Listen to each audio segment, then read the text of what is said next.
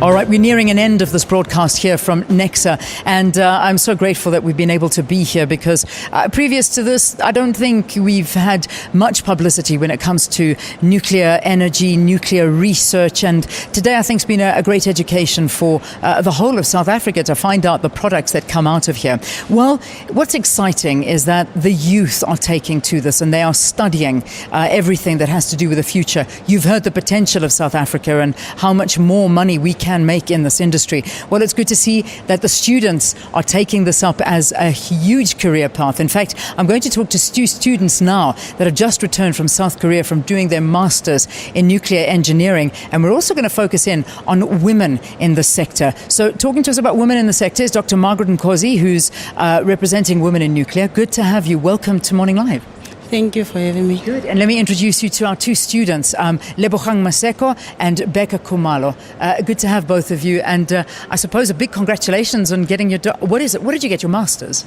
Yes, a master's in nuclear engineering. Excellent. Well, congratulations to both of you. Let's first start off with the topic of women in nuclear.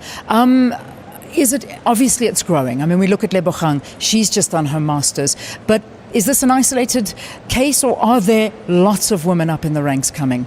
Well, there are lots of women coming. Good. And the reason with that is that about 10 years ago, our government recognized the need for women to be advanced within the nuclear engineering space, and they initiated the Women in Nuclear South Africa, which is an affiliate of the worldwide global organization that has more than 25,000 members who are focusing on supporting women within the nuclear industry and making sure that the opportunities that are out there, we are able to take advantage of, as well as to educate the public about nuclear, because the public is skeptical about the advantages of nuclear energy. So this organization, together with the government and the other stakeholders within the country, are really supporting the initiative. Yeah, indeed they are, which is comforting, because it's been a great education to find out that there are so many positive effects of nuclear and not just the negative that the world seems to focus in on. What made you both want to go into nuclear? Firstly, from a woman's perspective, why nuclear? I mean, it really is a male-dominated industry, even though I'm speaking to so many female doctors today that are all specialists in nuclear. What made you want to go in this direction? I have always been good in mathematics and science, so from very early I wanted to do something in sciences. So I studied mathematics instead. Then after I completed my degree, I was watching a documentary on how nuclear came about and also the Einstein's formula of energy mass relativity. And I thought, that's impressive. I want to learn more. So I applied and I started studying. Amazing. That's how it happened. Now you stand here with a master's in nuclear engineering. Did you ever think that would happen? Well, not really. Yeah. When I was young, I never thought of myself coming this far. Yeah. Well, congratulations to you. For you, nuclear? Why nuclear? Why did you think that this was the direction that you wanted to go? Okay, for me, at first I did my BSc in chemical engineering at the University of Cape Town. So when I completed in 2012, I was interested in nuclear because I learned that South Africa wants to do some nuclear build. So that's what got me interested, and the fact that the supply of professionals in this field is limited. So I thought it might be a good idea for me to try and be, so that when South Africa starts procurement, I'm there also to contribute positively. Yeah. It's important to note where South Africa is going, and whether or not there are skeptics out there, whether you support nuclear or not, South Africa is heading in that direction. Our government supports nuclear, and that's the way we're going, and these students have tapped into that. I mean, is that the reality?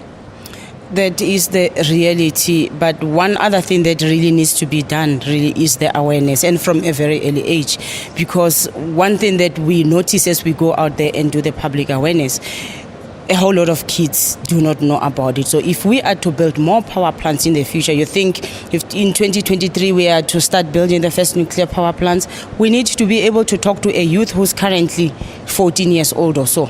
so that when that time comes, they are part of the program. But we also need to make that awareness now, because if they can be exposed to facilities like this, that is one thing that will encourage them, because some of us were encouraged by visiting places like Quebec, as well as the e-Timber labs when we were students at universities. And that's some of the things that encouraged us, that there is something called nuclear, and then you keep on exploring it, and later you venture into it. Do you go into schools? I mean, even capturing them before they go to university to speak to students, particularly the young ladies?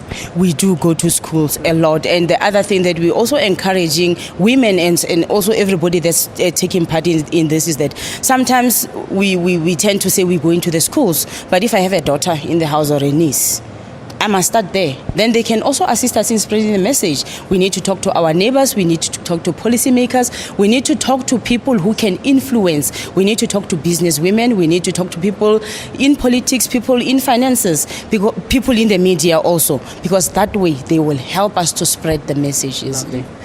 Dr. Mkhosi, thank you very much for talking to us. Dr. Margaret Mkhosi is from Women in Nuclear, and our two students that have just returned from Korea who have just got their Masters in Nuclear Engineering, Lebogang Maseko and Becky Kumalo. Thank you very much for joining us, and again, congratulations to both of you. I'm sure big things coming out of both of you in the future. Well, that wraps up our broadcast here from Nexa. We hope you enjoyed it. We hope it's been an education. I know that many people are worried about nuclear, but for me personally, I just think it's been a great education. And the more you learn and educate yourself about something, I suppose the more those dangers seem to disappear and you see the benefits of something like this. There's always two sides to every coin. All right. Thanks so much for watching, everyone.